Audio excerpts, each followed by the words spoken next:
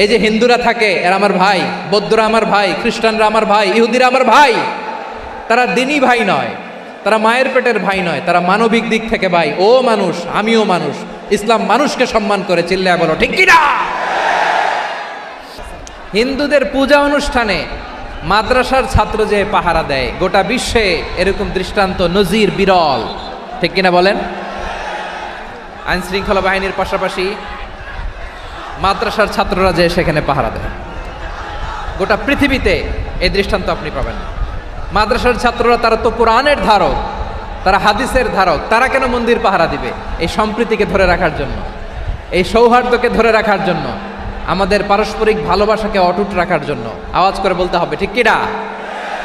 এখন বলেন, আমাদের এই ভালোবাসা অটুট থাক আমরা চাই কি চাই না? আমরা হিন্দু মুসলিম মিলেমিশে শান্তিপূর্ণ সহাবস্থান, সাম্প্রদায়িক সম্প্রীতি, লালমনিরহাটের ভাইয়ের আওয়াজ করে বলুন, এই সাম্প্রদায়িক সম্প্রীতি আমরা চাই কি চাই না? আমি আপনাদের খেদমতে সূরাতুল আনআমের 108 নম্বর আয়াত তেলাওয়াত করেছি।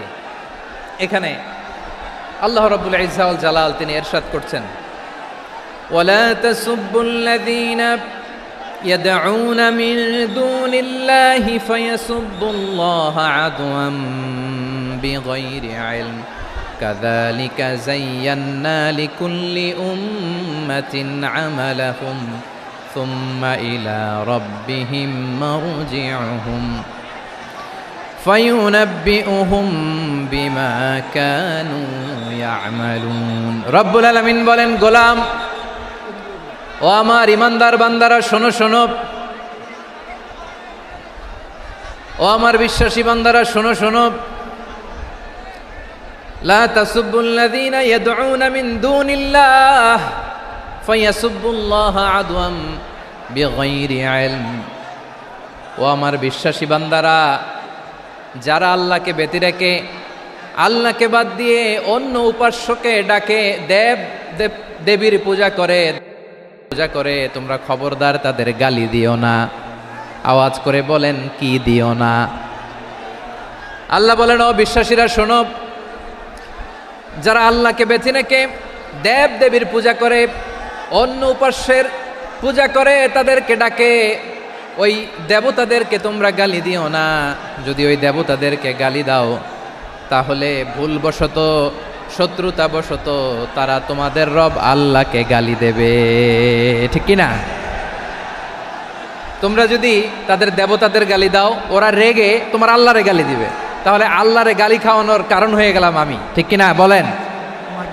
রব্বুল আলামিন বলেন, খবরদার বিশ্বাসীরা, আল্লাহ ছাড়া যারা অন্যান্য উপাস্যদেরকে ডাকে, দেবতাদেরকে ডাকে, তাদেরকে তোমরা গালি দিও না।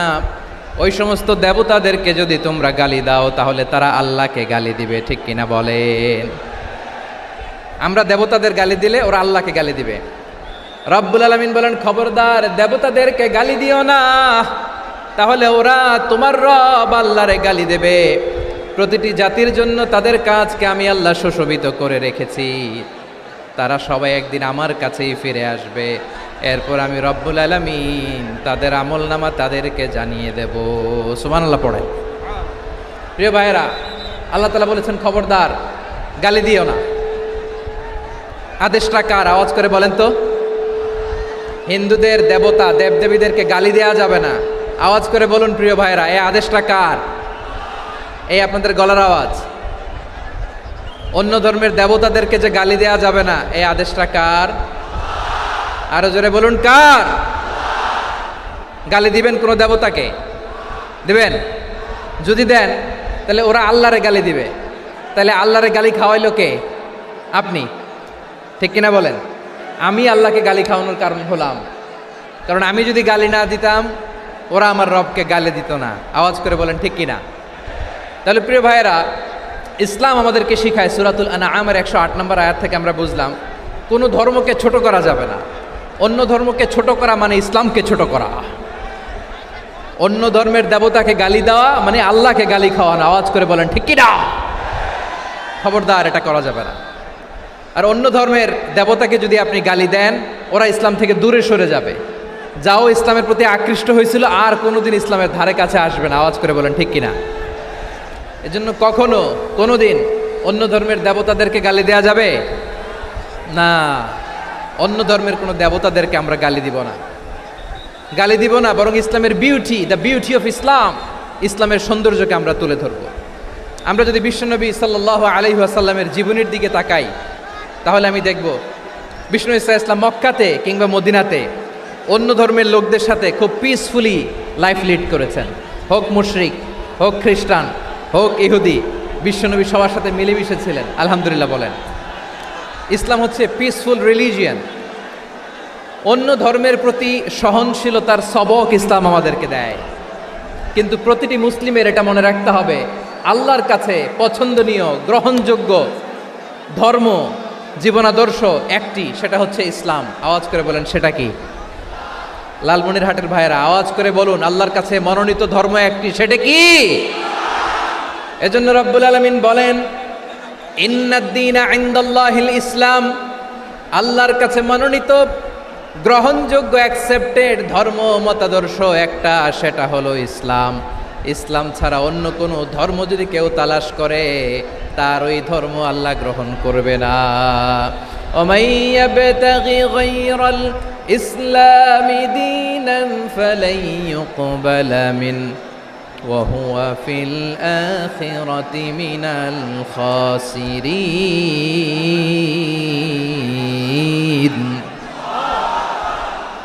Whoever seek anything except Islam, that won't be accepted from him, and he will be loser in the day of judgment. কিয়ামতের দিন ইসলাম ছাড়া কেউ যদি অন্য কোনো ধর্ম তালাশ করেছে দুনিয়াতে, তার এই মতাদর্শ গ্রহণ করা হবে না, and he will be loser, সে হবে লুজার, ক্ষতিগ্রস্ত। হাই হাই কোম্পানির ম্যানেজার, ওর আমও শেষ, সালাও শেষ। আওয়াজ করে বলেন ঠিক কি না? এজন্য ইসলাম পেয়ে আমরা খুশি না বেজার?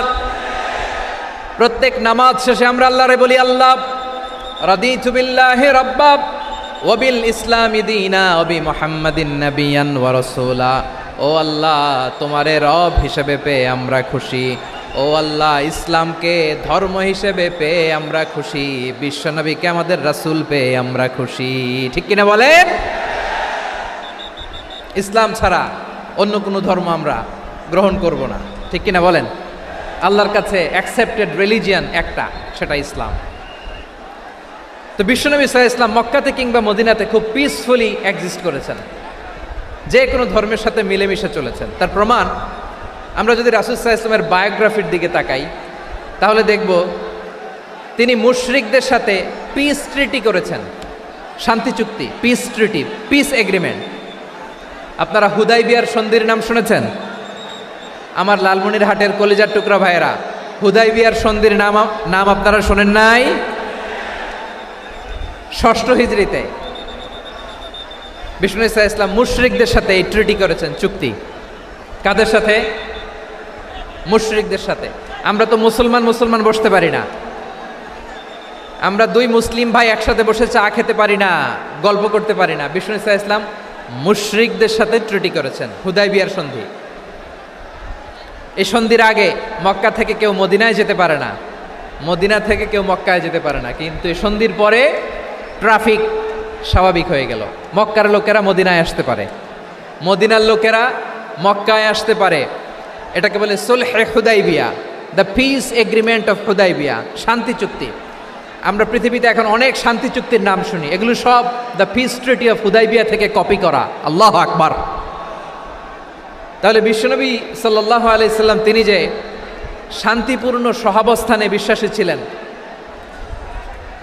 মুসলমানেরা যে অন্য ধর্মের প্রতি সহনশীল, তার প্রমাণ হচ্ছে এই পিস ট্রিটি। মক্কার পার্ট গেল, পিস এগ্রিমেন্ট করলেন, শান্তি চুক্তি। বিষ্ণু ইসলাম মদিনায় যে কি করলেন? মদিনায় যে বিষ্ণু ইসলাম মদিনা চার্টার করলেন, মদিনা সনদ, সাহিফাতুল মদিনা, এটার বলে মদিনা চার্টার। যে ওয়েস্টে, ইউরোপে, আমেরিকাতে তারা অনেক চার্টার করে, এই সব চার্টার মদিনা চার্টার থেকে কপি করা। আওয়াজ করে পড়েন সুবহানাল্লাহ। বিষ্ণু ইসলাম মদিনায় গেলেন, মদিনাতে মুসলিম, মুশরিক, ইয়াহুদি, এই তিন ধর্মের লোক মিলে সব স্টেক হোল্ডার যারা আছে সবাইকে নিয়ে বিষ্ণু ইসলাম মদিনা চার্টার করলেন, মদিনা সনদ। পড়েন সুবহানাল্লাহ। শুধু তাই নয়, মক্কাতে বিশ্বনবী পিস এগ্রিমেন্ট করলেন, শান্তি চুক্তি মুশরিকদের সাথে। মদিনাতে যে বিশ্বনবী মদিনা চার্টার করলেন, মদিনা সনদ করলেন ইহুদিদের সাথে। আবার মদিনাতে বিশ্বনবী ইহুদিদের সাথে পিস ডায়ালগ করলেন, ইন্টারফেথ ডায়ালগ করলেন, আন্তধর্মীয় সংলাপ করলেন। যেই সংলাপের মূল ভিত্তি ছিল তাওহীদ। মূল ভিত্তি ছিল কি? তাওহীদ। বিশ্বনবী ইহুদিদেরকে ডাকলেন, আহ্বান করলেন, কুল ইয়া আহলাল কিতাবি তাআলাউ ইলা কালিমাতিন সাওয়াইন বাইনানা ওয়া বাইনাকুম আল্লা না'বুদা ইল্লাল্লাহ ওয়া লা নুশরিকা বিহি শাইআন ওয়া লা ইয়াত্তাখিযা বা'দুনা বা'দান আরবাবাম মিন দুনিল্লাহ فإن تولوا فقولوا اشهدوا بأننا مسلمون সুবহানাল্লাহ পড়েন। বিশ্বনবী মদিনার ইহুদিদের ডেকে বললেন, ও ইহুদিরা, শোনো শোনো, আসো এমন একটা আদর্শের প্রশ্নে আমরা একত্রিত হই যে আদর্শের প্রচার তোমাদের নবীরাও করেছে, আমিও করি। যে আদর্শের কথা তোমাদের পবিত্র ধর্মগ্রন্থগুলোতে আছে, আমার কোরআনেও আছে। সেটা হলো তাওহীদ। আমরা এক আল্লাহ ছাড়া কারো ইবাদত করব না, আল্লাহর সাথে কাউরে শরীক করব না, আল্লাহ ছাড়া কাউরে রব মানব না। পড়েন সুবহানাল্লাহ। তাহলে আমার প্রিয় লালমনিরহাটের ভাইরা, মদিনাতে যেয়ে তিনি মদিনা চার্টার করলেন, মদিনা সনদ, পিস ডায়ালগ করলেন, শান্তির সংলাপ, ইন্টারফেথ ডায়ালগ করলেন, আন্তধর্মীয় সংলাপ, যার ভিত্তি ছিল তাওহীদ। সুবহানাল্লাহ পড়েন। তাহলে অন্য ধর্মের প্রতি সব সময় ইসলাম সহনশীল, টলারেন্স। যদি আপনি দেখতে চান ইসলামের নবী বিশ্বনবীর দিকে তাকান, ঠিক কিনা বলেন? আমরা তো সংখ্যালঘুদের রাইটস প্রোটেক্ট করার জন্য কত আইন বানাই, কত বৈঠক করি, কত সংবাদ সম্মেলন করি। বিশ্বনবী সাল্লাল্লাহু আলাইহি ওয়াসাল্লাম সংখ্যালঘুদের রাইটসের ব্যাপারে, অধিকারের ব্যাপারে যে কথা বলেছেন, শুনলে আপনি অবাক হয়ে যাবেন। বিশ্বনবী বলেন, আলা মান যালামা মুআহাদান আও ইনতাকাসাহু আও কাল্লাফাহু ফাওকা তাআতিহি আও কাল্লাফাহু ফাওকা তাকাতিহি আও আখাযা মিনহু শাইআন বিগাইরি তিবি নাফসিন ওয়া আনা হাজিজুহু ইয়াউমাল কিয়ামা। খবরদার, জেনে রাখো, কেউ যদি কোনো সংখ্যালঘুর উপরে অত্যাচার করে, কোনো সংখ্যালঘুর প্রাপ্য থেকে যদি কেউ কাউকে ঠকায়, সংখ্যালঘুর উপর যদি কেউ কষ্ট দেয়, কোনো সংখ্যালঘুর সম্পদ যদি কেউ জোর করে কেড়ে নেয়, আমি কিয়ামতের দিন বিশ্বনবী ওই সংখ্যালঘুর পক্ষে আর ওই মুসলমানদের বিপক্ষে বাদী হয়ে দাঁড়াবো। সুবহানাল্লাহ বলতে পারলেন না? আল্লাহু আকবার। আপনি নামাজি, আপনি মুসল্লি, আপনি হাজী সাহেব, তাহাজ্জুদ পড়তে পড়তে কপালে দাগ ফেলে দিছেন, আপনার প্রতিবেশী হিন্দু, ভাবছেন আমার তো পাওয়ার আছে, ওর জমিটা দখল করি। বিশ্বনবী বলেন, কিয়ামতের দিন ওই হিন্দুর পক্ষে তোর বিরুদ্ধে আমি বাদী হয়ে দাঁড়াবো। পৃথিবীর কোন ধর্মে এরকম স্টেটমেন্ট পাবেন? পাবেন? আপনি ভাবছেন আপনি নামাজ পড়লে হাজী সাহেব কপালে দাগ ফেলায় দিলে আপনি সেলসেলায় জান্নাতে চলে যাবেন না? খবরদার। বিশ্বনবী বলেন, কোন সংখ্যালঘুর উপর যদি কেউ আক্রমণ করে, তার প্রাপ্য তাকে না দিয়ে যদি তাকে ঠকায়, তার উপর জুলুম করে, তার সম্পদ যদি কেড়ে নেয়, আমি নবী, তুমি মুসলিম হইতে পারো, মুসল্লি হইতে পারো, তার পক্ষে, তোমার বিপক্ষে আল্লাহর দরবারে বাদী হয়ে দাঁড়াবো। আচ্ছা লালমনিরহাটের ভাইরা, কথা বুঝতে পারলে আওয়াজ করে উত্তর দেন। বিশ্বনবী যদি কারো বিপক্ষে দাঁড়ায় কিয়ামতের দিন, আই রিপিট, আমি আবারও বলছি, বিশ্বনবী যদি কিয়ামতের দিন কারো বিপক্ষে দাঁড়ায়, ও তো সেলসেলায়া জান্নাতি, তাই না? জান্নাতি না? যে নবীর সুপারিশ ছাড়া জান্নাতের গেটও দেখা যাবে না, ওই নবী যদি বলে তোর বিপক্ষে আমি বাদী হয়ে দাঁড়াবো, ওই জান্নাতে আর ঢোকার কোনো সুযোগ আমাদের থাকবে?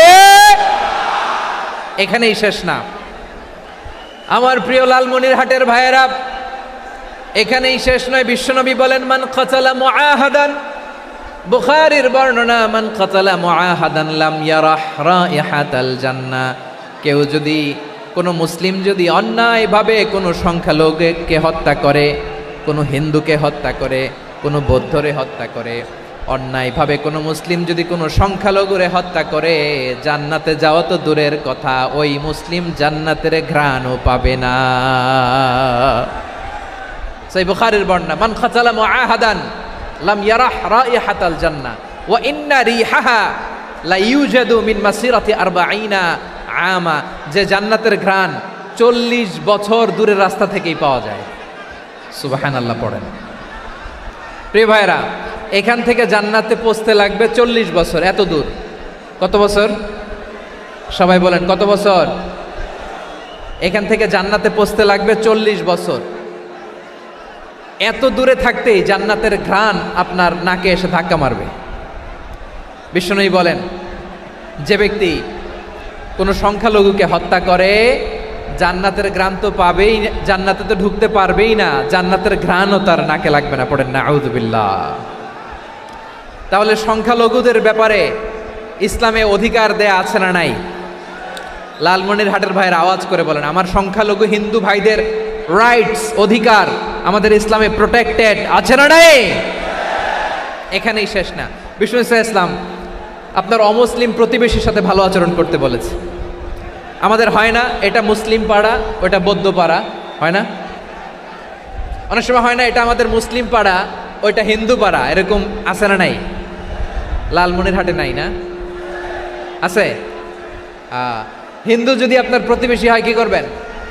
ওর কষ্ট দিবেন নাকি? কেন? ও তো হিন্দু, ও তো আমার আল্লাহরে ডাকে না, ওরে কষ্ট দিলে জায়েজ হবে না? খবরদার। বিষ্ণু ইসলাম বলেন, মান কানা ইউমিনু বিল্লাহ ওয়াল ইয়াউমিল আখির ফালিউকরিম জারাহ, যে আল্লাহ বিশ্বাস করে আর আখিরাতে বিশ্বাস করে সেজন্য প্রতিবেশীর সাথে ভালো আচরণ করে। সুবহানাল্লাহ। কলিজা জুড়ায় যায় না আমার নবীর কথাগুলো শুনলে? যে আল্লাহ বিশ্বাস করে, যে আখিরাতে বিশ্বাস করে সেজন্য প্রতিবেশীর সাথে ভালো আচরণ করে। এখানে বলছে মুসলিম প্রতিবেশী বলছে,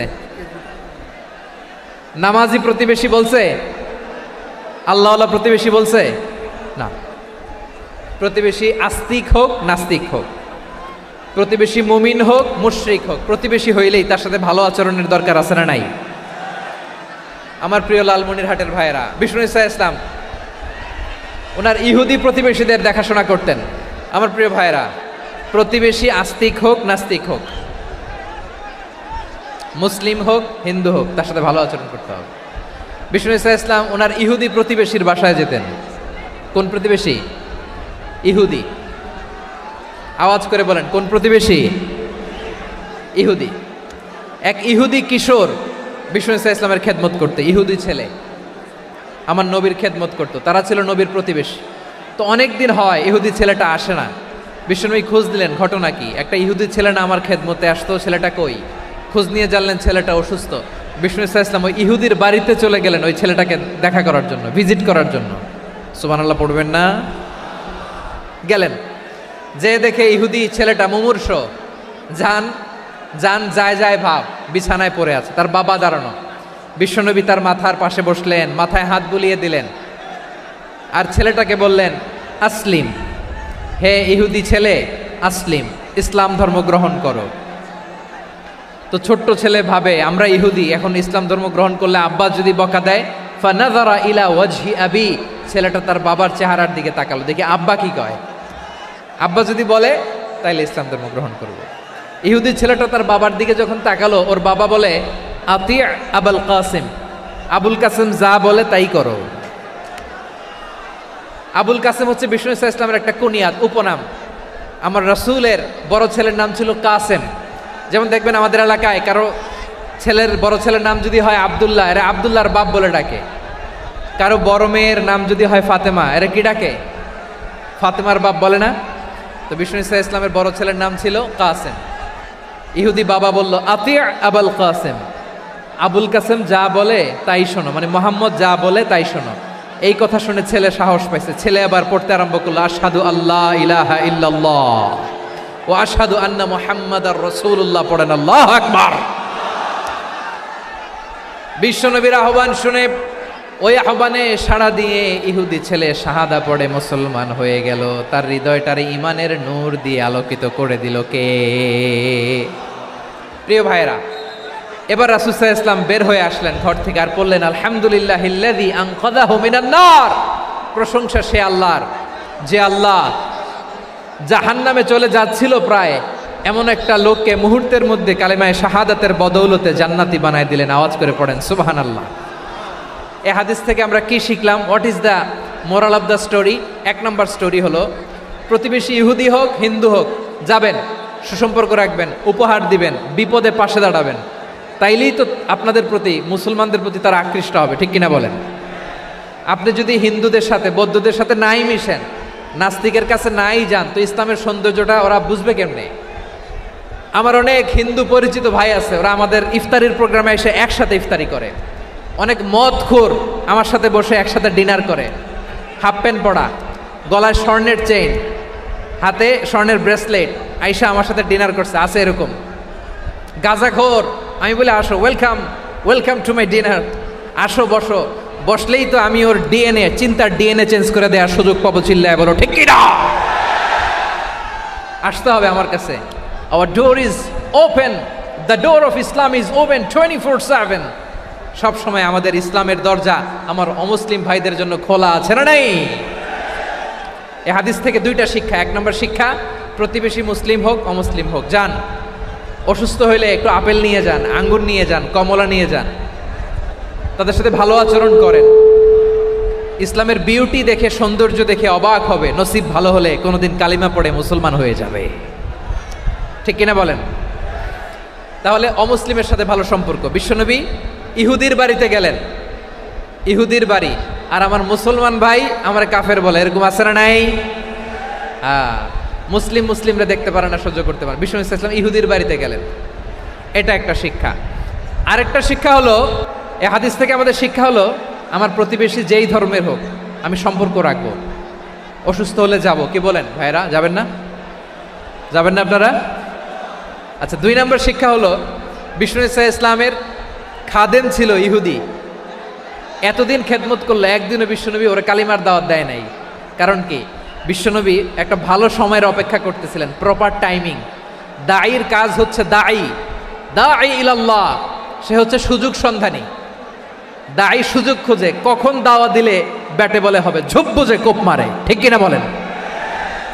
বিষ্ণু ইসলাম ভালো সময়ের অপেক্ষা করতেছিলেন, দেখি ভালো সময় আসুক আসুক আসুক আসুক। আস্তে আস্তে এমন সময় আসছে, ছেলে এবার মুমূর্ষ, অসুস্থ ব্যক্তির হৃদয় অত্যন্ত নরম থাকে। হসপিটালে যখন কেউ যায় তার হৃদয়টা বড্ড নরম থাকে, মৃত্যুর ভয়ে তার অন্তরটা নরম থাকে, ঠিক কিনা বলেন? এই প্রপার টাইমিং এর অপেক্ষা করতেছিলেন। যখনই টাইমিং পেয়েছেন, দাওয়াত দিলেন, পড়ো লা ইলাহা ইল্লাল্লাহ, সুবহানাল্লাহ পড়েন সবাই। তাহলে ইসলাম অমুসলিম প্রতিবেশীর সাথে ভালো আচরণ করতে বলে। ইসলাম অমুসলিম মাতা পিতার সাথেও ভালো আচরণ করতে বলে। মাতা পিতা যদি অমুসলিম হয়, তারা ফেলে দিতে পারবেন? পারবেন? আমার লালমনিরহাটের ভাইয়েরা, অনেক হিন্দু ছেলে আমাদের হাতে শাহাদা পড়ে মুসলিম হয়, কিন্তু ওর মা মুসলমান হয় নাই, বাবাও হয় নাই, এরকম আছে না নাই? তো ও হয়েছে মুসলিম, মা বাপ হিন্দু, এখন মা বাপ কি বাদ? হ্যাঁ, মা বাপ বাদ দেয়া যাবে?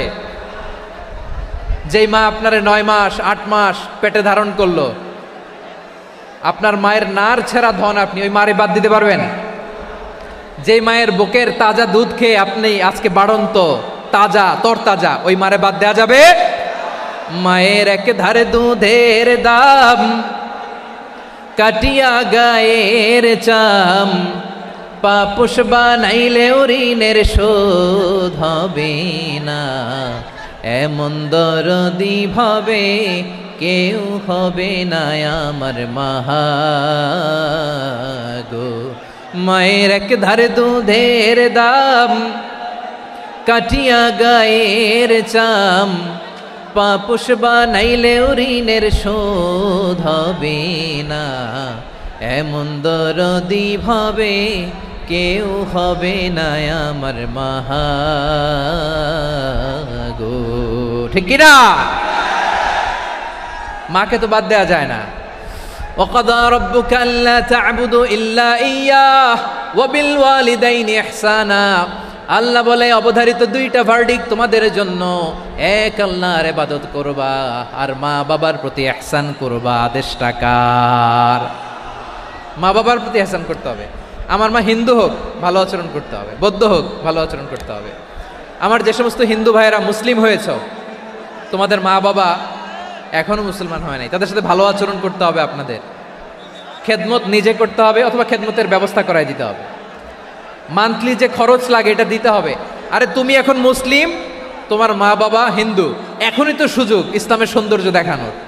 এখন মা বাবা যদি দেখে আরে এটা হিন্দু থাকতে তো বদমাইশ ছিল, বেয়াদব ছিল, কি এমন ধর্ম সে গ্রহণ করলো যেটা গ্রহণের সাথে সাথে সে পাল্টে গেল? কি এমন ধর্ম সে গ্রহণ করেছে যেটা তার জীবনকে আলোকিত করে দিয়েছে? নসিব ভালো হইলে তারাও কালিমা পড়ে মুসলমান হয়ে যাবে।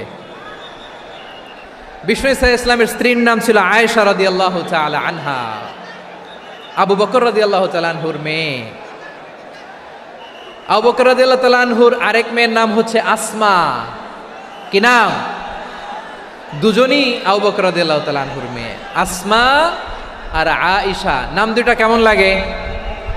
আসমা নামটা কেমন লাগে? আয়েশা নামটা কেমন লাগে? সবার ভালো লাগে নাই? নাম দুটো আপনাদের ভালো লাগে? লালমনিরহাটে অনাগত যদি কন্যা সন্তান হয়, যদি মনে চায় আসমা রেখে দিতে পারবেন, যদি মনে চায় আয়েশা রেখে দিয়েন। দেশে বিদেশে এয়ারপোর্টে রাস্তাঘাটে শুধু বলে হুজুর একটা নাম দেন, আমার ছেলের একটা নাম দেন, মেয়ের একটা নাম দেন। তো আমার মনে আছে যশোরের আদ্দিনের মাহফিলে আমি একটা দুইটা নাম দিয়েছিলাম। আজকে লালমনিরহাটের এই প্রোগ্রামে কন্যা সন্তান যদি হয় দুটা নাম দিলাম, আসমা কিংবা আয়েশা। ইনশাআল্লাহ পড়েন। দুজন বোন, এক মায়ের না, বাবা এক মা দুজন। আয়েশা রাদিয়াল্লাহু তাআলা আনহার মায়ের নাম উম্মে রুমান, আর আসমা রাদিয়াল্লাহু তাআলা আনহার মায়ের নাম কুতাইলা বিনতে আব্দুল উজ্জা। আবু বকর রাদিয়াল্লাহু তাআলা আনহু 4টা বিয়ে করেছিলেন। তো একই ঘটনা ঘটেছে এই ফ্যামিলিতে। আসমা ইসলাম ধর্ম গ্রহণ করে মুসলিমা, কিন্তু তার মা কুতাইলা মুশরিকা। আই রিপিট, বোঝার জন্য আমি আবারও বলি, আসমা রাদিয়াল্লাহু তাআলা আনহা মুসলিমা, আর আসমার মা কুতাইলা, আওয়াজ করে বুঝে থাকলে বলেন, আসমার মা মুশরিকা। তার মানে মেয়ে মুসলিম, মা অমুসলিম। ভেজাল আছে না নাই? কিন্তু কুতাইলা আর ধৈর্য ধারণ করতে পারে না। নার ছেঁড়া ধন, কলিজার টুকরা ধন, কলিজার টুকরা সন্তান আসমারে দেখতে বড্ড মন চায়। সাইয়েদানা আসমা রাদিয়াল্লাহু তাআলা আনহা মক্কা থেকে হিজরত করে মদিনায় চলে গেলেন হুদাইবিয়ার পর। যখন মক্কা মদিনার ট্রাফিক স্বাভাবিক হলো, মক্কার লোক মদিনায় যায়, মদিনার লোক মক্কায় আসে। কুতাইলা কলিজার টুকরা সন্তান আসমারে দেখার জন্য কিছু উপহার নিয়ে বিশাল মরুপথ পাড়ি দিয়ে মক্কা থেকে মদিনায় যায়। সুবহানাল্লাহ বলেন। এখন মা আসছে মেয়ের সাথে দেখা করতে, মেয়ে তো আর দেখা দেয় না। মেয়ে ভাবছে আমার মা তো মুশরিকা, অপবিত্রা, তার সাথে কি দেখা দেয়া যাবে? বিশ্বনবীর দরবারে চলে গেলেন। সুবহানাল্লাহ বলেন। কি সৌভাগ্যবান ছিল তারা, মাসলা জানার দরকার হলেই নবীর দরবারে চলে যেত। ঘরে বউয়ের সাথে ঝগড়া হলে নবীর দরবারে চলে যেত। অনেক সাহাবী বলে আমার পেটে ক্ষুধা লাগলো আমি নবীর কাছে চলে যেতাম, কারণ নবীর চেহারার দিকে তাকালেই আমার পেটের ক্ষুধা মিটে যেত। সাইয়েদানা আসমা রাদিয়াল্লাহু তাআলা আনহা বিশ্বনবীর কাছে চলে গেলেন, যে বললেন ইয়া রাসূলুল্লাহ ইয়া হাবিবাল্লাহ ইন্না উম্মি কাদিমাতুন ইলাইয়া ওয়া হিয়া রাগিবা। আমার মা মক্কা থেকে অনেক দূর মরুর পথ পাড়ি দিয়ে উপহার সামগ্রী নিয়ে মদিনায় আমার সাথে দেখা করতে এসেছে গো নবী। আমার জানতে বড্ড ইচ্ছে হয় আমি আমার মুশরিকা মায়ের সাথে একটু দেখা করতে পারবো কিনা। আফা আসিলুহা, আগে যেমনি আমি আমার মায়ের সাথে ভালো আচরণ করতাম, যেমনি আমি আমার মায়ের সাথে সদাচরণ করতাম গো নবী, এখন আমি মুসলিমা মা মুশরিকা, এখনো কি আগের মতো সদাচরণ করতে পারবো নাকি? বিশ্বনবী বললেন নাম সিলিহা, হ্যাঁ রে আসমা, অবশ্যই অবশ্যই, আগে ঠিক যেমন তুমি তোমার মায়ের সাথে ভালো আচরণ করতে এখনো তেমনি আগের মতো ভালো আচরণ করবা। আওয়াজ করে পড়েন সুবহানাল্লাহ। কি ইসলাম আমরা পেয়েছি! কত ব্রড মাইন্ডেড আমাদের ইসলাম, কত ওপেন মাইন্ডেড ইসলাম, কত ওপেন আপ করতে পারে, চিন্তা করতে পারেন। বিষ্ণু বললেন হ্যাঁ অবশ্যই, নাম সুলিহা, আগে যেমনি ভালো আচরণ করছো আসমা এখন ওইরকমই করো, পারলে আরো বাড়াই করো, সুবহানাল্লাহ বলেন। তাহলে আমার যে হিন্দু ভাইয়েরা, হিন্দু বোনেরা, ইমানের বদৌলতে দৌলতে আপনি ধন্য হয়েছেন, আপনার আম্মা আব্বা এখনো মুসলমান হয় নাই, তাদের জন্য দোয়া করেন, তাদের জন্য দোয়া করেন, আল্লাহ যেন তাদেরকেও ইমানের দৌলত দান করে। আমরা সবাই পড়ি আমিন, আরো জোরে পড়েন আমিন। এখন বলেন, ইসলাম কি ন্যারো মাইন্ডেড রিলিজিয়ান না ব্রড মাইন্ডেড? লালমনিরহাটের যুবক ভাইরা আওয়াজ করো, ইসলাম কি ন্যারো মাইন্ডেড না ব্রড মাইন্ডেড? কতটা ব্রড মাইন্ডেড দেখেন, বিশ্বনবী সাল্লাল্লাহু আলাইহি সাল্লাম অমুসলিমরা যদি নবীকে উপহার দিত, ওই উপহারও বিশ্বনবী গ্রহণ করতেন, সুবহানাল্লাহ পড়েন। আপনার অমুসলিম বন্ধু যদি উপহার দেয়, সেটাও আপনি নিতে পারবেন, যেটা নেওয়া জায়েজ। কিন্তু আপনার বন্ধু যদি আপনার মদের বোতল দেয়, নিতে পারবেন? হ্যাঁ, মদের বোতল দিলে পারবেন না। আপনার বন্ধু যদি আপনার পর্ক দেয়, পর্ক, শুকরের গোশত মিশ্রিত কোনো খাবার, ওটা নিতে পারবেন না। হালাল যে কোনো জিনিস নিতে পারবেন। বিশ্বনবী সাল্লাল্লাহু আলাইহি ওয়াসাল্লাম অমুসলিমদের দেয়া হাদিয়া গ্রহণ করতেন। কেমন নবী ছিলেন? আমার নবীরে চিনে নেন, আমার নবীর অ্যাটিটিউড জেনে নেন। বিশ্বনবী সাল্লাল্লাহু আলাইহি ওয়াসাল্লাম যখন কোনো জনপদে যেতেন, 3টা অপশন নিয়ে যেতেন। প্রিয় ভাইয়ের আওয়াজ করে বলতে হবে, কোনো জনপদে গেলে আমার নবীর অপশন থাকতো কয়টা? আমার মতো 3 আঙ্গুল উঁচু করে দেখান আর বলুন, আমার নবী কোনো জনপদে গেলে কয়টা অপশন নিয়ে যেতেন? 1 নাম্বার অপশন, আসলিম তাসলাম। নতুন এলাকায় গেলে বলতেন আসলিম তাসলাম, ইসলাম ধর্ম গ্রহণ করো, শান্তিতে থাকবা, আমার ভাই হয়ে যাবা, আমরা ভাই ভাই। ইসলাম মানো, আমরা ভাই ভাই। অপশন নাম্বার কত? 1। যদি বলে না ইসলাম মানবো না, ওকে, অপশন নাম্বার 2, মুসলিম হওয়ার দরকার নাই, লা ইকরাহা ফিদ্দিন, ইসলামে কোনো বাড়াবাড়ি নাই। খ্রিস্টান আছো থাকো, বৌদ্ধ আছো থাকো, ইহুদি থাকতে চাও থাকো, কিন্তু আমরা যেহেতু রিজিওনাল সুপার পাওয়ার, আমাদের আন্ডারে থাকো, ট্যাক্স দিয়া থাকো, এটার বলে জিজিয়া। আলেম যারা আছেন বুঝবেন, এটার আরবিতে কি বলে? জিজিয়া। You pay us the tax, we will give you the security. তোমরা ট্যাক্স দিবা, আমরা সিকিউরিটি দিব, আমাদের আওতায় থাকবা, কেউ তোমাদেরকে আক্রমণ করতে পারবে না, আমরা নিরাপত্তা দিব, সুবহানাল্লাহ বলেন। এটা অপশন নাম্বার কত? আচ্ছা, বুঝে থাকলে বলেন, 1 নাম্বার অপশন কি ছিল? ইসলাম। ইসলাম মানো, শান্তিতে থাকবা, ভাই ভাই, আমরা ভাই ভাই। অপশন নাম্বার 2, ট্যাক্স দাও, আমরা নিরাপত্তা দিব, মুসলিম হওয়া লাগবে না। এখন 1 নাম্বারও মানে না, 2 নাম্বারও মানে না, মুসলিম হব না, ভালো, খ্রিস্টান থাকো, ট্যাক্স দাও, আমরা সিকিউরিটি দিব না, এইটাও মানি না। বিষ্ণু বলেন, তাহলে তলোয়ার আমাদের আর তোমাদের মাঝে ফয়সালা করবে, মুসলিমও হব না, ট্যাক্স দিবা, নিরাপত্তা দিব, আমরা সুপার পাওয়ার, আমাদের আন্ডারে থাকবে, এটাও না। তাহলে তোমাদেরকে তো আমরা বিশ্বাস করতে পারি না, কখন না কখন বিশ্বাসঘাতকতা করো, কার সাথে মিলে হাত মিলাও, তলোয়ার আমাদের মাঝে ফয়সালা করবে। তখন তিনি জেহাদের সশস্ত্র সংগ্রামের ঘোষণা দিতেন, সুবহানাল্লাহ পড়েন। দেখেন, পশ্চিমারা জেহাদকে এইভাবে চিত্রায়িত করে না, ওরা জেহাদ বলতে বোঝায় তলোয়ার, হাত কাটো, গলা কাটো না। জেহাদ সশস্ত্র সংগ্রাম 3 নম্বরে। অধিকাংশ ক্ষেত্রেই বিশ্বনবীর সুন্দর আচরণ দেখে, আরে আমার নবীর যে নুরানি চেহারা, অনেকে তো কেবল সিরেফ চেহারাটা দেখেই কালিমা পড়ে মুসলমান হয়ে গিয়েছে।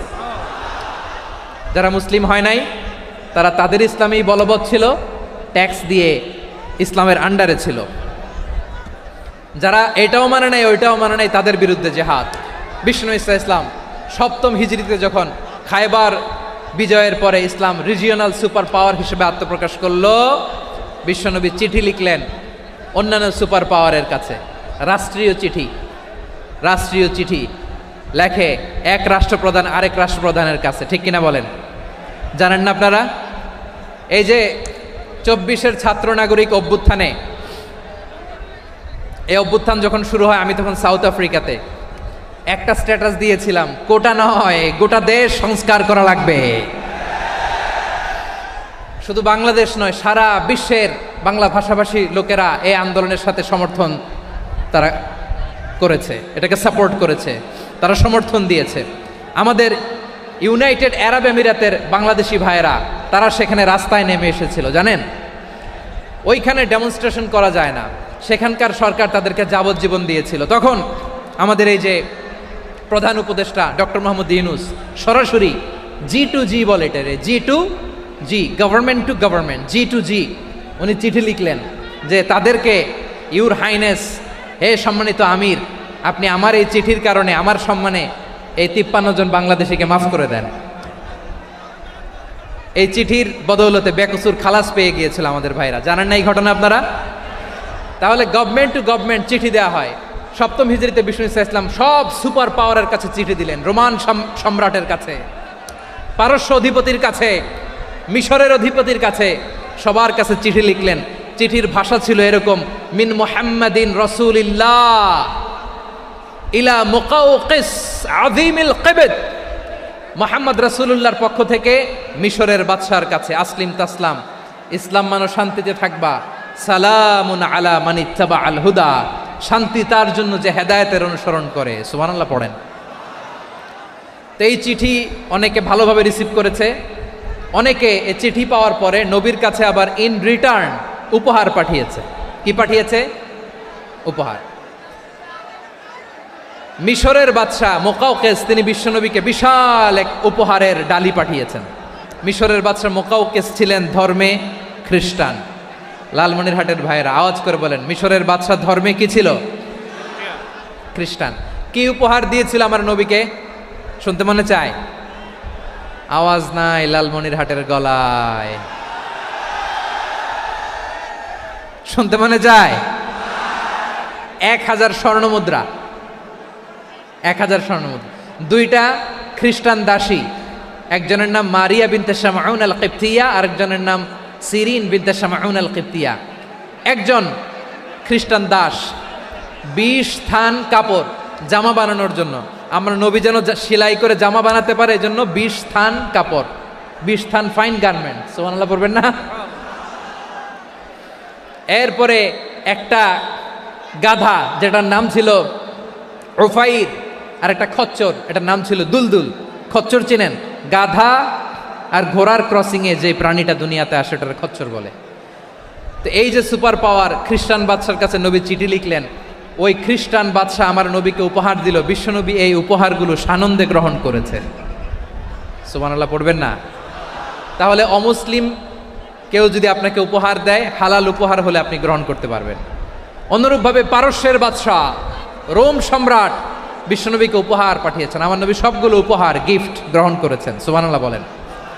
তাহলে প্রিয় লালমনিরহাট আওয়াজ করে বলুন, ইসলাম কি ন্যারো মাইন্ডেড রিলিজিয়ন না ব্রড মাইন্ডেড? আম্মাজান আয়েশার কাছে মাসালা জানতে চায় মেয়েরা, হে আম্মাজান, অগ্নি উপাসকেরা তাদের ঈদের দিন নওরোজের সময় আমাদেরকে পাখি দেয়, নেওয়া যাবে?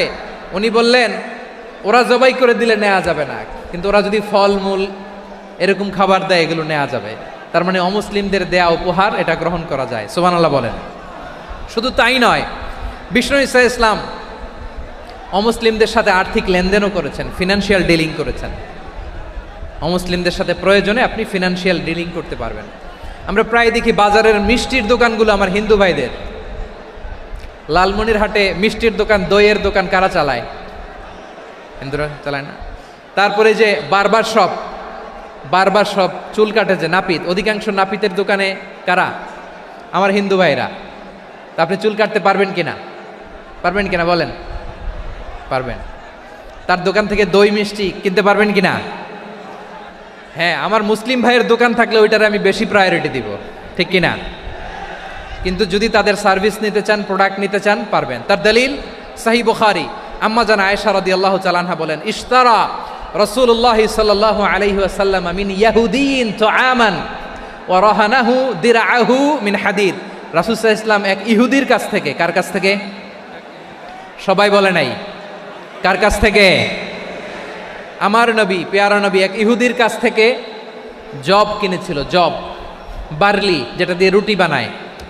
ওই জবের দাম দেওয়ার টাকা পয়সা নবীর কাছে ছিল না, ফলে নবী ওনার একটা পোশাককে মর্গেজ রেখেছিলেন, মর্গেজ, বন্ধক, যে এখন এটার দাম দিতে পারবো না, কয়েক কেজি বার্লি নিয়ে যাই আর বন্ধক হিসেবে আমার জামাটা রেখে গেলাম, যেই দিন দাম দিব ওই দিন জামাটা ছুটায় নিয়ে যাব।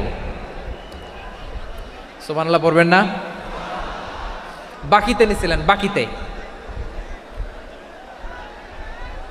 দিরআহু মিন হাদিদ, লোহার তৈরি বর্ম, মানে যুদ্ধের পোশাক, লোহা দিয়ে বানানো। বিশ্বনবী বললেন, কয়েক কেজি জব দাও, টাকাটা পরে দিব, এখন টাকা নাই, বন্ধক হিসেবে, মর্গেজ হিসেবে আমার জামা রেখে গেলাম, যখন টাকা দিব জামা ছুটায় নিব। আওয়াজ করে বলতে হবে সুবহানাল্লাহ।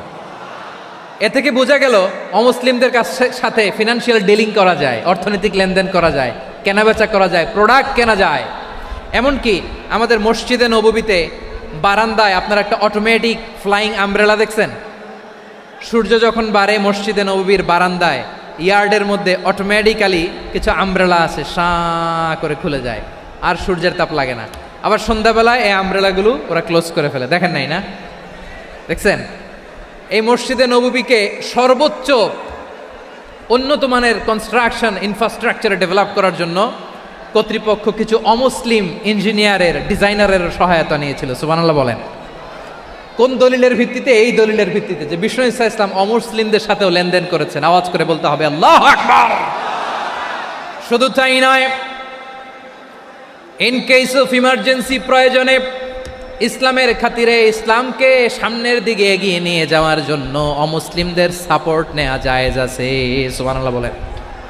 অমুসলিমদের সাপোর্ট নেয়া, তাদের থেকে অর্থ নেয়া, পলিটিক্যাল সাপোর্ট, পলিটিক্যাল অ্যাসাইলাম নেওয়া জায়েজ আছে।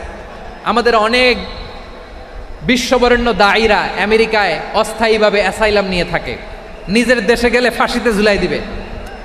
যুগ যুগ ধরে দায়ীদের উপরে এরকম অত্যাচার আর নির্যাতন আছে না নাই? মিশরের অনেক দায়ীরা পাশ্চাত্যে যেয়ে থাকে। এই যে তারা পলিটিক্যাল অ্যাসাইলাম নিয়ে থাকে, রাজনৈতিক আশ্রয়, এটা জায়েজ আছে না? এটা যে জায়েজ আছে তার প্রমাণ স্বয়ং বিশ্বনবী সাল্লাল্লাহু আলাইহি ওয়াসাল্লাম পলিটিক্যাল সাপোর্ট নিয়েছিলেন অমুসলিমদের কাছ থেকে। সুবহানাল্লাহ বলেন। খুব মজাদার একটা ঘটনা, শুনবেন? আপনাদের আগ্রহ দেখে তো মনে হয় না শোনার ইচ্ছা আছে। আছে আছে আমার ভাইয়েরা, বিশ্বনবীর বয়স তখন প্রায় 51 বছর। কত বছর? বিশ্বনবীর সবচেয়ে কাছের মানুষ খাদিজা রাদিয়াল্লাহু তাআলা আনহা ইন্তেকাল করেছেন। বিশ্বনবী বড্ড কষ্ট পেলেন, হৃদয়টা ভেঙে খান খান। যিনি ঘরের ভেতরে বিশ্বনবীকে সান্ত্বনা দিতেন, ভালোবাসা দিতেন, বাইরে গেলে কোরাইশরা বকাঝকা করে, অত্যাচার করে, কিন্তু আম্মাজান খাদিজা রাদিয়াল্লাহু তাআলা আনহা ঘরটারে এমন শান্তির নীড় বানায় রেখেছেন, এই ঘরের ভিতরে ঢুকলে বিশ্বনবীর কলিজাটা ঠান্ডা হয়ে যেত। এজন্য রব্বুল আলামিন বলেন, খাদিজা, ও আমার বান্দি খাদিজা, জান্নাতে এমন স্পেশাল একটা ঘর আমি তোমার জন্য রেডি করে রেখেছি। ওই ঘরের মধ্যে কোনো আওয়াজ নাই, ওই ঘরের মধ্যে কোনো নয়েজ নাই, ওই ঘরে কোনো বিশৃঙ্খলা নাই। কারণ মক্কার জমিনে আমার নবী কুরাইশদের বিশৃঙ্খলা, নয়েজ আর ঝামেলাগুলোকে উপেক্ষা করে যখন তোমার ঘরের ভিতরে ঢুকতো, ঘরটারে তুমি শান্তির নীড়, ঠান্ডা, নীরব, নিস্তব্ধ, নিঝুম আর শান্তির নীড় বানিয়ে রেখেছো। এজন্য জান্নাতে স্পেশাল একটা শান্তির নীড় আমি তোমারে উপহার দেব। ওই প্রিয়তমা স্ত্রী খাদিজা ইন্তেকাল করলেন, বিশ্বনবীর হৃদয় ভেঙে খান খান। আবার ওনার চাচা আবু তালেব ইন্তেকাল করলেন, যিনি পলিটিক্যাল শেল্টার দিতেন নবীকে। কে দিতেন? আবু তালেবের ভয়ে, বিশ্বনবীর এই চাচার ভয়ে কোনো মুশরিক নবীর গায়ে হাত দেওয়ার সাহস পায় নাই। এখন স্ত্রীও নাই, চাচাও নাই, নবীকে আশ্রয় দেওয়ার কেউ নাই, নবীর চারদিকে অন্ধকার। নবী এখন কই যাবেন? আমার পেয়ারা নবী নতুন স্টেশন খুঁজতেছেন, নতুন দাওয়াতি প্ল্যাটফর্ম খুঁজতেছেন। তিনি যায়েদ বিন হারেসা রাদিয়াল্লাহু তাআলা আনহুকে নিয়ে মক্কার পাশের একটা নেইবরিং সিটি তায়েফে চলে গেলেন। কোথায় চলে গেলেন? লালমনিরহাটের ভাইয়ের আওয়াজ করে বলেন, কোথায় গেলেন? তায়েফে চলে গেলেন দিনের দাওয়াত দেওয়ার জন্য। কি দেওয়ার জন্য? নাকি জমি কিনতে গেছিলেন? জমি কিনতে? দুনিয়ার যশ খ্যাতির জন্য? নিজের কোনো লাভের জন্য? তায়েফবাসীদেরকে জাহান্নামের আগুন থেকে বাঁচানোর জন্য। আওয়াজ করে বলতে হবে ঠিক কি না? বিশ্বনবী বিশাল মরুপথ, পাহাড়ি পথ পাড়ি দিয়ে তায়েফের মরুজমিনে গেলেন কোরআনের দাওয়াত নিয়ে, ইমানের দাওয়াত নিয়ে। কিন্তু তায়েফের লোকেরা বিশ্বনবীর দাওয়াতকে শুধু প্রত্যাখ্যান করেই থামে নাই, তারা বিশ্বনবীর সাথে অত্যন্ত খারাপ আচরণ করেছে, বিশ্বনবীকে শারীরিকভাবে হেনস্থা করেছে, আমার নবীকে শারীরিকভাবে অত্যাচার করেছে, আমার পেয়ারা নবীর গায়ে পাথর মেরেছে, বিশ্বনবীর গা বেয়ে ঝরঝর করে রক্ত ঝরেছে। নবী জামিনের মধ্যে লুটিয়ে পড়েছেন, আবার মেরেছে। আবার নবী হাঁটতে শুরু করলেন, পেছন থেকে আবার মেরেছে। আবার নবী রক্তাক্ত হয়ে জামিনের মধ্যে লুটিয়ে পড়লেন, আবার মেরেছে। বিশ্বনবীর মতো এত সুশ্রী মানব, বিশ্বনবীর মতো এত শুভ্র মানব, বিশ্বনবীর মতো এমন চমৎকার দেহাবয়ব দিয়ে রব্বুল আলামিন কাউকে বানান নাই। এরকম চমৎকার মানুষটাকে তারা তায়েফের ওই জামিনে রক্তাক্ত করেছে। বিশ্বনবী দুনিয়ার কোনো স্বার্থের জন্য সেখানে যান নাই, নিজের কোনো লাভের জন্য, প্রাপ্তির জন্য যান নাই। তায়েফবাসীদের জাহান্নামের আগুন থেকে বাঁচাতে গিয়েছেন, ঠিক কিনা বলেন? খেয়ে না খেয়ে দিনী প্রচারের কাজে নিজেকে দিয়েছ বিলিয়ে, তায়েফের কাফিরেরা চিনল না সে আলো, দুষ্ট ছেলেদের পিছু দিল লেলিয়ে। পাথরের আঘাতে ক্ষত বিক্ষত হয়ে সারা শরীর থেকে রক্ত ঝরে। হে রাসূল তোমাকে ভুলি আমি কেমন করে, হে রাসূল তোমাকে ভুলি আমি কেমন করে। পারেন না আপনারা? ধরুন আমার সাথে। হাজার ব্যথা বেদনার পরে ফিরে আসনি তুমি আপন ঘরে, দিনের আলো তুমি ছড়িয়ে দিতে, চলে গেলে মদিনায় মক্কা ছেড়ে। হে রাসূল তোমাকে ভুলি আমি কেমন করে, হে রাসূল তোমাকে ভুলি আমি কেমন করে। ঠিক কিনা বলেন? প্রিয় ভাইরা, তায়েফের ছেলেরা নবীকে রক্তাক্ত করলো। আমার নবী কই যাবে? কই যাবে? মক্কায় জায়গা নাই, তায়েফে জায়গা নাই। তায়েফ থেকে ভারাক্রান্ত মন নিয়ে আমার নবী মক্কায় ফিরে আসলেন। বিশ্বনবী মক্কায় ঢুকতে পারেন না। মক্কার মরুভূমির দিকে তাকিয়ে, উপত্যকার দিকে তাকিয়ে বিশ্বনবী ধা ধা করে কাঁদেন, ঝরঝর করে। নবীর চেহারা মোবারক থেকে চোখের পানিগুলো বেয়ে বেয়ে পড়ে। আমার জন্মস্থান, আমার শৈশব, কৈশোর, যৌবন কেটেছে এই মক্কায়, আমার এলাকায় আমি ঢুকতে পারি না। বিশ্বনবী মক্কার অনতি দূরে দাঁড়িয়ে জায়েদকে পাঠালেন, জায়েদ যাও দেখো কেউ আমাকে সাপোর্ট করার মতো আছে কিনা, যাও অমুকের কাছে যাও। জায়েদ গেলেন, তারাও প্রত্যাখ্যান করে ফিরিয়ে দেয়। বিশ্বনবী বললেন যাও অমুক লোকের কাছে যাও, তিনিও প্রত্যাখ্যান করে ফিরিয়ে দিলেন। কেউ বিশ্বনবীকে আশ্রয় দিতে রাজি হয় না। নিজ জন্মভূমিতে বিতাড়িত বিশ্বনবী, সর্বশেষ বিশ্বনবী বললেন যাও মুতঈম ইবনে আদির ঘরে যাও। মুতঈম ইবনে আদি মুশরিক, তার কাছে যাও। গেলেন, মুতঈম ইবনে আদি রাজি হয়ে গেল। সুবহানাল্লাহ বলেন।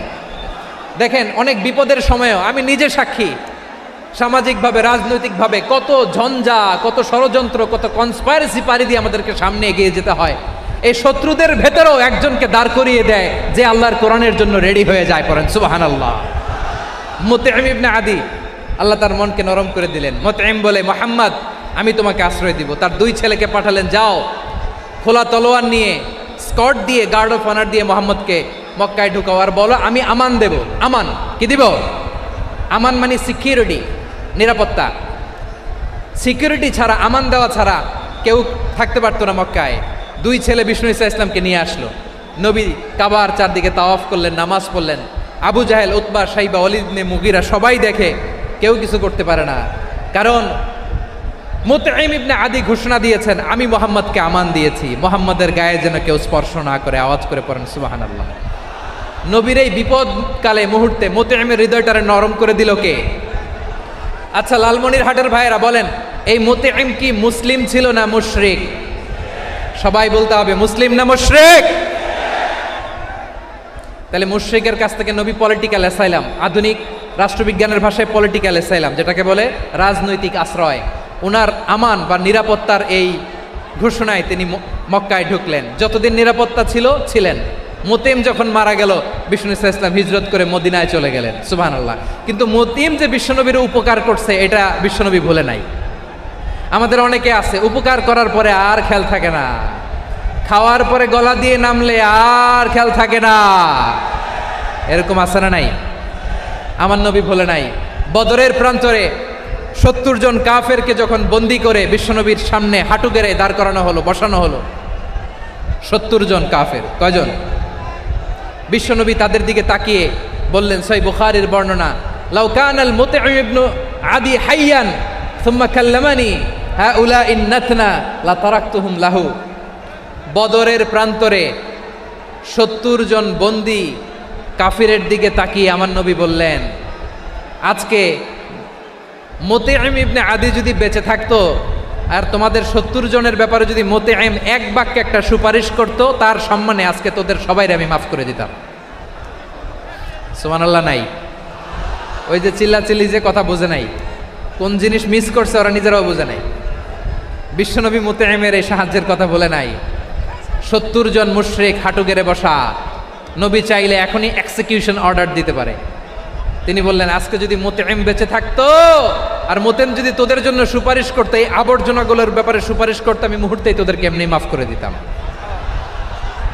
এবার বলেন, ইসলাম কি ন্যারো মাইন্ডেড না ব্রড মাইন্ডেড? শুধু তাই নয়, যাকে যে সম্মান দেয়ার আমার নবী দিতেন, হোক আস্তিক হোক নাস্তিক, হোক মুসলিম হোক অমুসলিম।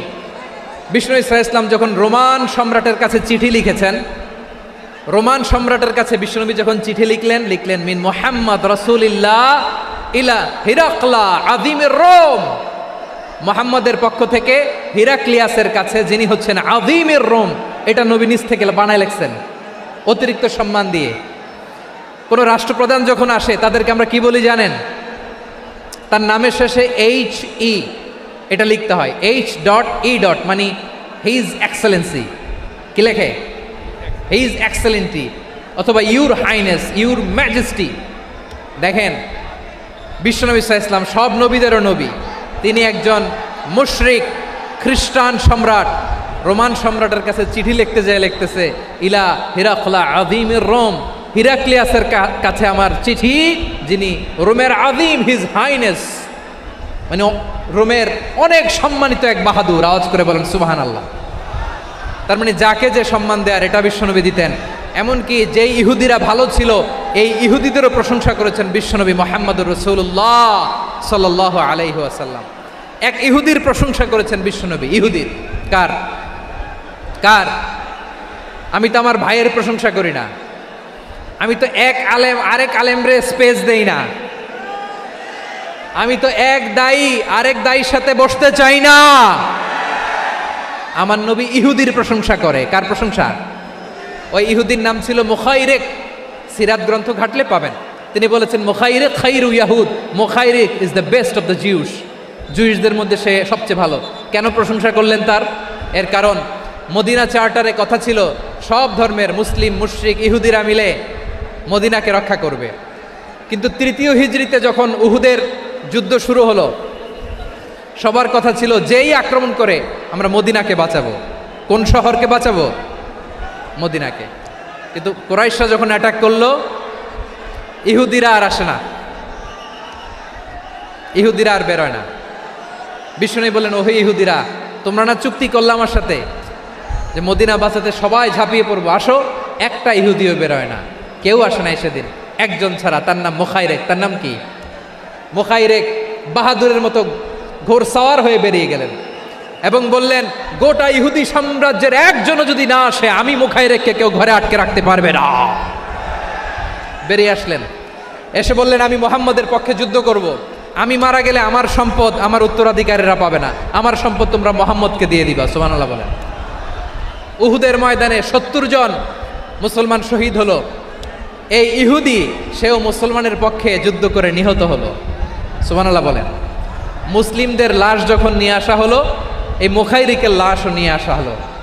মুসলিমদের লাশের পাশে মুখাইরিকের লাশ দেখে বিশ্বনবী মুখাইরিকের প্রতি অনেক খুশি হলেন। আর বিশ্বনবী খুশি হয়ে বললেন, মুখাইরিক খায়রু ইয়াহুদ। মুখাইরিক, যদিও তুমি ইহুদি, তারপরে তুমি সব ইহুদিদের মধ্যে সেরা ইহুদি। পড়েন সুবহানাল্লাহ। আমার নবী ইহুদিকেও সম্মান দিতে কার্পণ্য করে নাই। আওয়াজ করে বলেন আল্লাহু আকবার।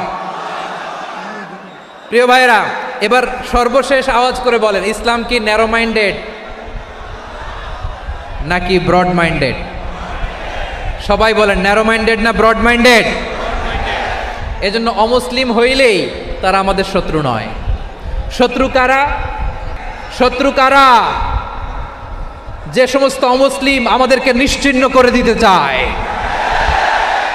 যে সমস্ত অমুসলিম আমাদের ভূখণ্ড থেকে আমাদেরকে তাড়িয়ে দিতে চায়, যে সমস্ত অমুসলিম আমার ধর্ম নিয়ে তুচ্ছতাচ্ছিল্য করে চিল্লায় বলেন ঠিক কিনা,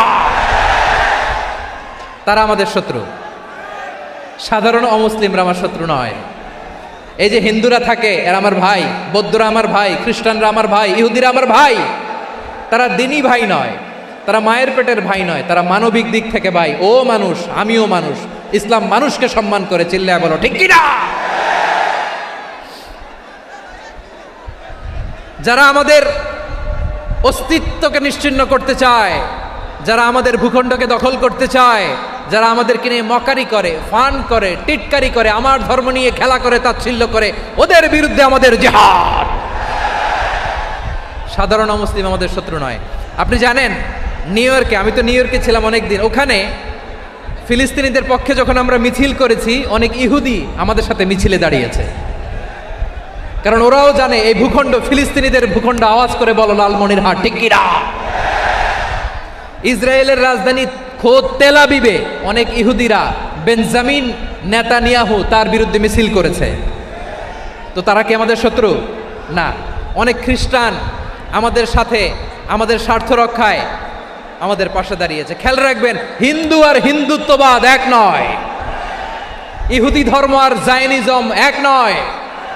জায়নিজমের বিরুদ্ধে আমাদের সংগ্রাম, আমাদের জেহাদ, চিল্লায় বলেন ঠিক কিনা।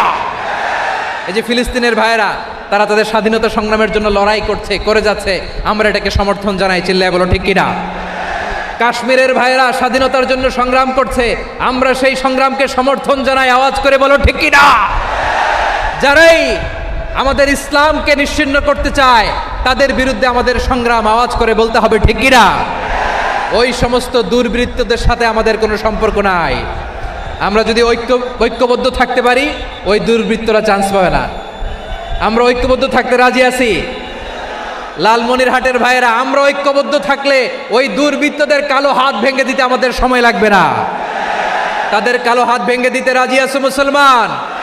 কারা কারা রাজি? দু হাত তুলে দেখাও।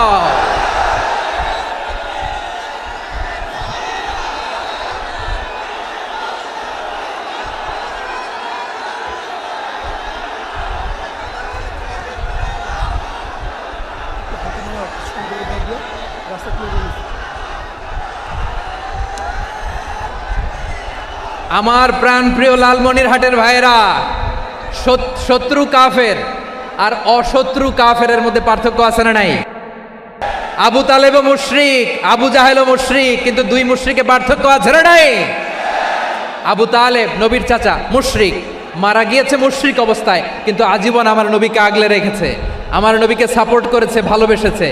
আবু জাহেলও মুশরিক, মারা গিয়েছেও মুশরিক হিসেবে, আজীবন আমার নবীর বিরুদ্ধাচারণ করেছে। আবু জাহেলের শক্তি, সামর্থ্য, স্ট্র্যাটেজি, প্ল্যান সব আমার নবীর বিরুদ্ধে ছিল। এই আবু জাহেলের কারণে একটা দিন শান্তিতে আমার নবী মক্কায় ঘুমাতে পারে নাই, চিল্লায় বলেন ঠিক কিনা। এজন্য রব্বুল আলামিন বলেন, লা ইয়ানহাকুমুল্লাহু আনিল্লাযীনা লাম ইউকাতিলুকুম ফিদ-দীনি ওয়া লাম ইখরিজুকুম মিন দিয়ারিকুম আন তাবাররুহুম ওয়া তুকসিতু ইলাইহিম ইন্নাল্লাহা ইউহিব্বুল মুকসিতিন। আল্লাহ বলে, গোলামেরা শোনো শোনো, যে সমস্ত অমুসলিম তোমাদের সাথে ধর্মযুদ্ধে লিপ্ত হয় না, তোমাদের বিরুদ্ধে যে সমস্ত অমুসলিম অস্ত্র ধরে না, যে সমস্ত অমুসলিম তোমাদেরকে তোমাদের জন্মস্থান থেকে, ভূখণ্ড থেকে তাড়িয়ে দেয় না, তাদের সাথে ভালো আচরণ করতে আমি আল্লাহ নিষেধ করি নাই।